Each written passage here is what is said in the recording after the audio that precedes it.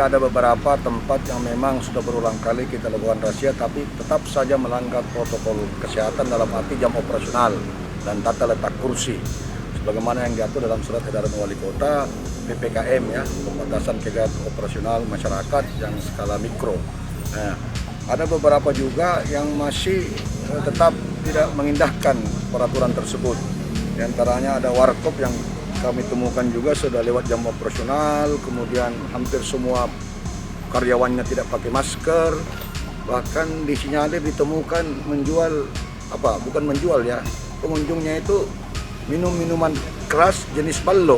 Ini kan juga kita heran kok di warkop ada ballo.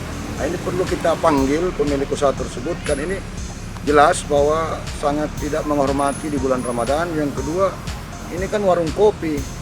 Karena yang namanya minuman keras seperti jenis ballo itu kan tidak ada takaran yang jelas mengenai berapa kadar alkoholnya, dan kedua ini kan bisa memicu tindakan kriminal kalau mereka sampai mabuk kemudian terjadi keributan. Jadi itulah yang kami sayangkan dan kami rencana akan memanggil.